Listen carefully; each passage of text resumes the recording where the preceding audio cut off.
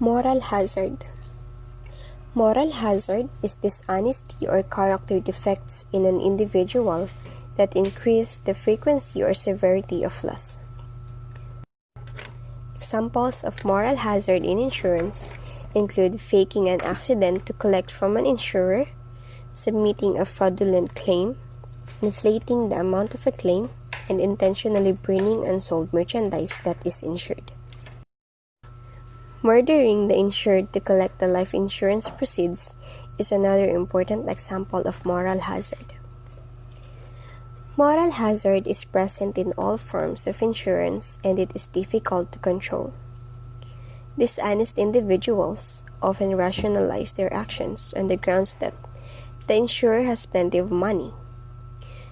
This view is incorrect because the insurer can pay claims only by collecting premiums from other insureds.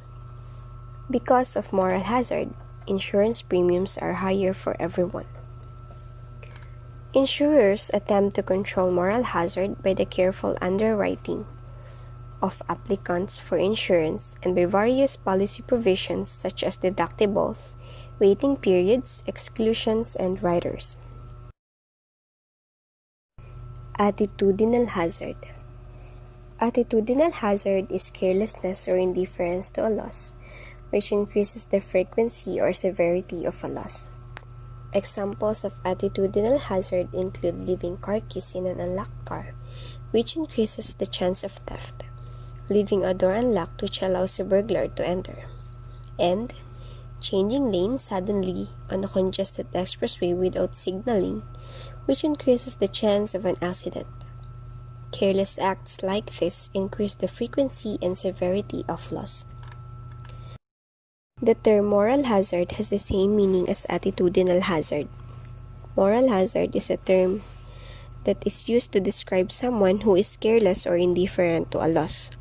However, the term attitudinal hazard is more widely used today and is less confusing to students and more descriptive of the concept being discussed. Legal hazard. Legal hazard refers to characteristics of the legal system or regulatory environment that increase the frequency or severity of losses. Examples include adverse jury verdicts or large damage awards in liability lawsuits. Statutes that require insurers to include coverage for certain benefits in health insurance plans, such as coverage for alcoholism, and regulatory action by state insurance departments that prevents insurers from withdrawing from a state because of poor underwriting results. And now, let's go to the classification of risk. Risk can be classified into several distinct classes. First, we have pure risk, speculative risk, diversifiable risk, undiversifiable risk, and enterprise risk. Let's go to pure risk. Pure risk is also called absolute risk, which is beyond the human control. It is defined as a situation in which there are only possibilities of loss or no loss. There is also no gain or loss. Examples. First is natural disaster. Under of natural disasters, lightning, storm, flood, or even earthquake, fire, sudden death. Let's go to speculative risk. Speculative risk is defined as a situation in which either profit or loss is possible. It is made as conscious choices and are not just a result of uncontrollable circumstances. Speculative risk has three possible outcomes. First, we have something good or gain, something bad or loss, and something and nothing or staying even. Example, when purchasing a share of a common stock, there is three possibilities. First, there's a gain or profit if the price increase. Second, there's a loss if the price decrease. Third, nothing if the situation is there is no purchase of share. And lastly, we have the gambling or investing. In a business, there is a gambling if it is worth it, and we invest to make a gamble. Now, what is the difference of pure risk and speculative risk? Pure risk is something insurable, while speculative risk there is none but has an exception. Some insurers generally concentrate on insuring in pure risk, while in speculative risk, mostly businessmen are the one who are insuring in speculative risk. Now, let's go to diversifiable risk. A diversifiable risk is a risk that is specific to a particular security or sector. It affects only an individuals or small group and not the entire economy. It is also called non-systematic risk or particular risk. Example, when you experience a loss of sales due to a product recall, which will result in a decline in its stock price. Another, business risk and financial risk. We also have car thief, dwelling fire, bank robberies. Now that we know what is diversifiable risk, let's go to non-diversifiable risk. It is common to a whole class of assets or liabilities. It affects the entire economy or large number of persons or group within the economy. It is called systematic risk or fundamental risk. Example, non-diversifiable risk could be a political, social, or economic that affect the business. It includes inflation risk, market risk, cyclical and unemployment. We also have war, interest risk, and also COVID-19 and the hurricanes. So, what is the distinction between diversifiable risk and non-diversifiable risk? It is very important because the government assistance may be necessary to ensure non-diversifiable risk. So, technically, government openly and mostly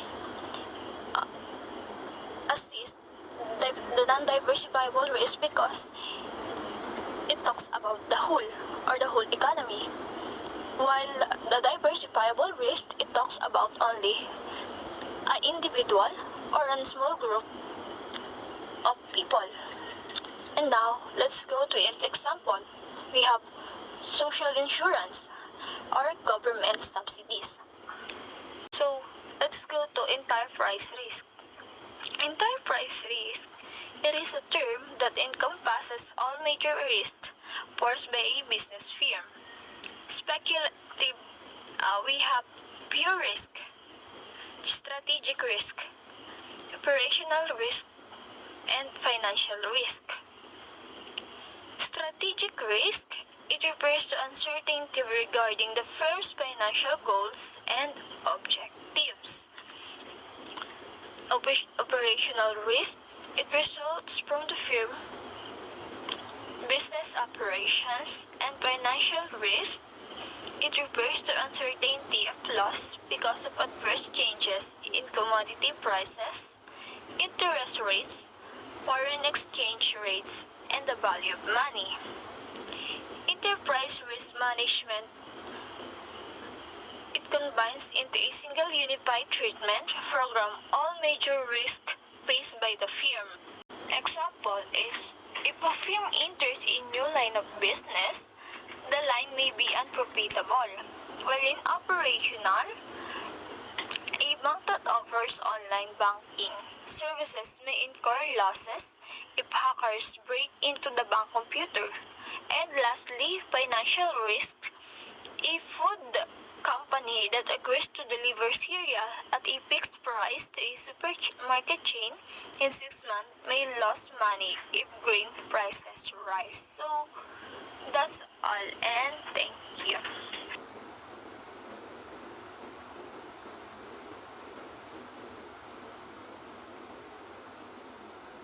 Moving on, major pure risk have several types. Its first type is personal risk. These risks directly affect an individual or the whole family. It involves loss of income, extra expenses, and depletion of financial assets. Premature death is the first cause of great economic insecurity under personal risk. It is defined as the death of a family head with unfulfilled financial obligations. To illustrate, here's an example. Mom, please stop crying. I'm here. I know Dad wants us to be happy.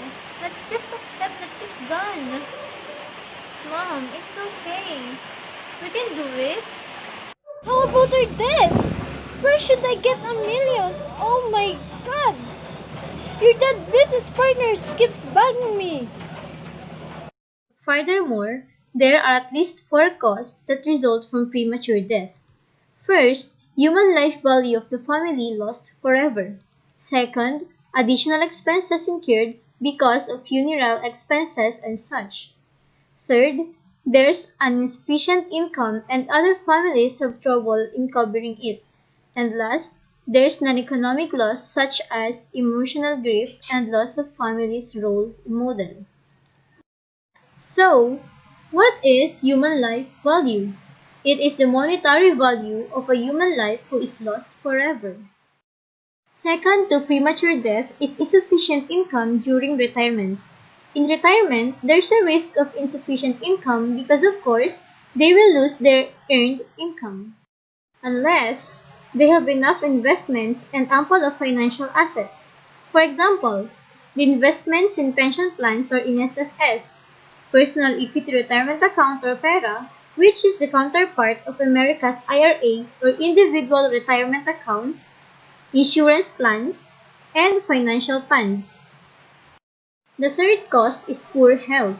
This is the financial impact for those who become disabled if they lack disability insurance. This involves payment of bills and loss of earned income. The doctor said our daughter needs an operation. I wish I can turn back time and stop her going out with her friends so she'll not get involved in that car accident. I'm sorry, dear. My salary is not enough.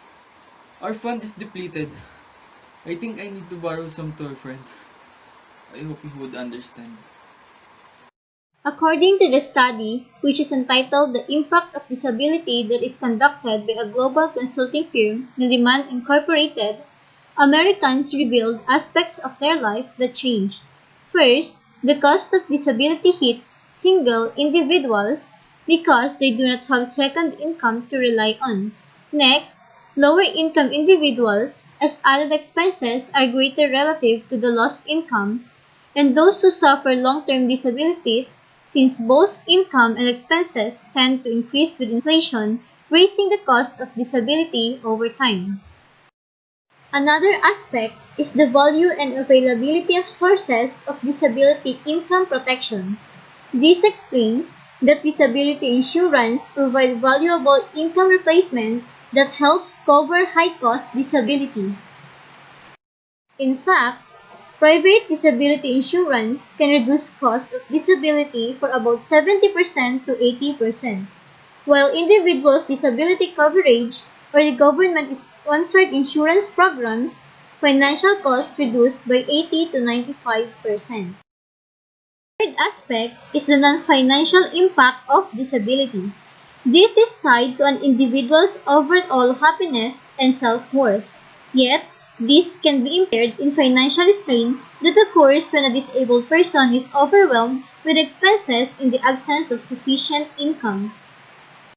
The last cost and major threat of economic insecurity under personal risk is unemployment. This can result in business cycle downswings, technological and structural changes, seasonal factors of being unemployed, and imperfections in the labor market.